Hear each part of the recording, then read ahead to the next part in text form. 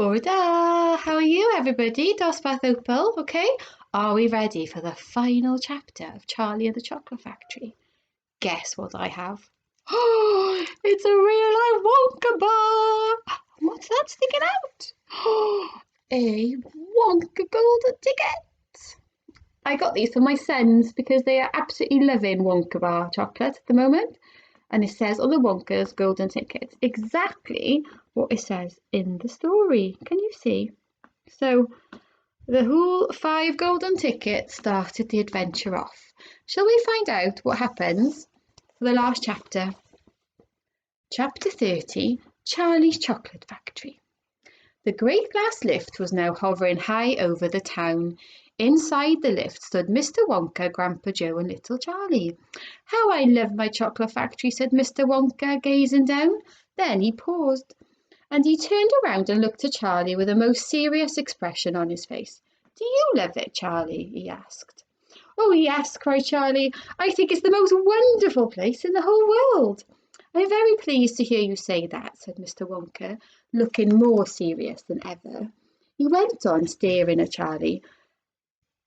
"Yes," he said, "and I am very pleased to hear you say that. And now I shall tell you why."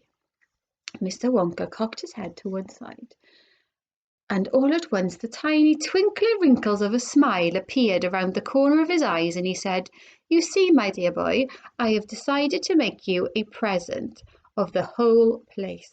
As soon as you are old enough to run it, the entire factory will become yours." Charlie stared at Mr. Wonka. Grandpa Joe opened his mouth to speak, but no words came out. "It's quite true," Mr. Wonka said, smiling broadly now. "I really am giving it to you."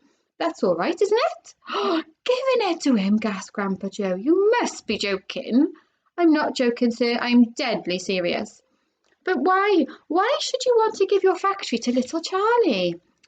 "Listen," Mr. Wonka said. "I'm an old man. I'm much older than you think. I can't go on forever. I've got no children of my own, no family at all. So who is going to run the factory when I get too old to run it myself? Someone's got to keep it going, if only for the sake of the Oompa Loompas.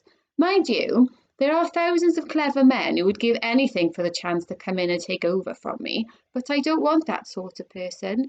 I don't want a grown-up person at all. A grown-up won't listen to me. He won't learn. He will try to do things his own way and not mine. So I have to have a child.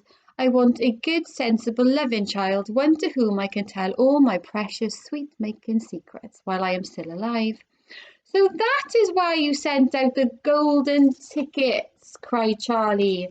"Exactly," said Mr. Wonka. "I decided to invite 5 children to the factory, and the one I like best at the end of the day would be the winner." "But Mr. Wonka," stammered Grandpa Joe, "do you really and truly mean that you were giving the whole of this enormous factory to little Charlie? After all—" "There's no time for arguments," cried Mr. Wonka. "We must go at once and fetch the rest of the family, Charlie's father and his mother and anyone else that's around. They can all live in the factory from now on. They can all help to run it until Charlie is old enough to do it himself. Where do you live, Charlie?" Charlie peered down through the glass floor at the snow-coloured houses that lay below. "It's over there," he said, pointing.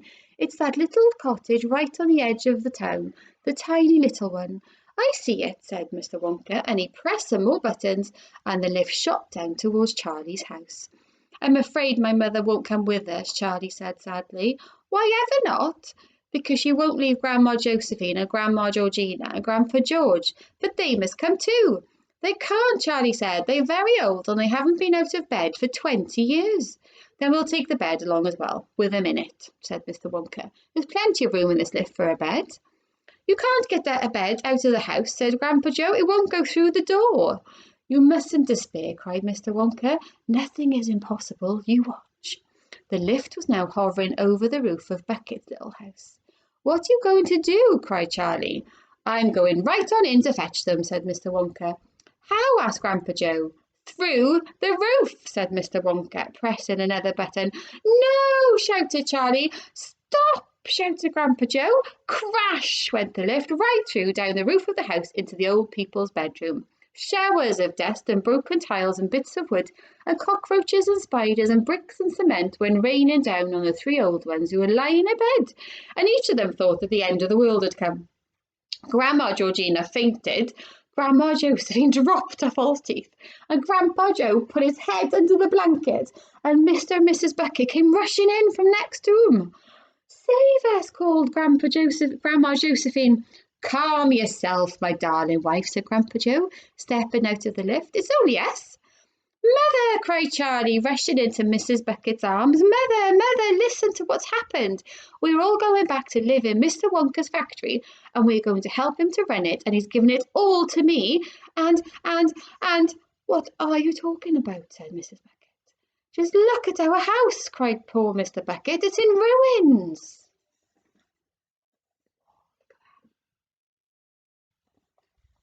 "My dear sir," said Mr. Wonka, jumping forward and shaking Mr. Bucket warmly by the hand, "I'm so very glad to meet you.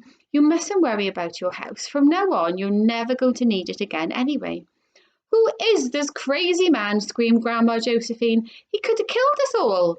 "This," said Grandpa Joe, "is Mr. Willy Wonka himself."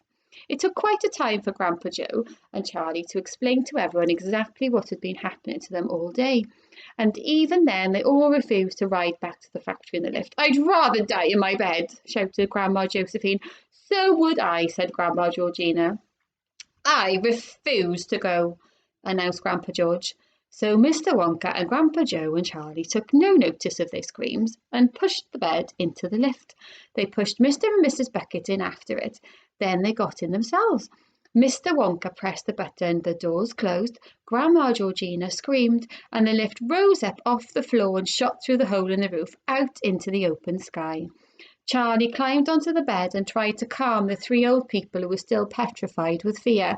"Please don't be frightened," he said. "It's quite safe, and we are going to the most wonderful place in the world."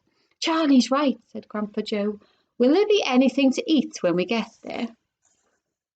asked Grandma Josephine. "I'm starving. The whole family is starving." "Anything to eat?" cried Charlie, laughing. "Oh, you just wait and see. Because there's so many beautiful, tasty treats in Charlie and the Chocolate Factory." I'd like to know what your favourite part of the story was. Do you think at home, if you've got some paper or chalk outside, do a big S for a story map and have a go at doing your story of Charlie and the Chocolate Factory? Or just send me a message saying what your favourite part of the story was, okay?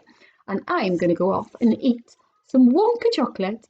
So I'm all powered up, ready for Fun Friday tomorrow, okay? See if you can guess, what colour will I be tomorrow? Done yellow? Done red? What will be next? Parlu. I hope you're all okay and having a lovely week. Take care and double he. See you tomorrow for Fun Friday.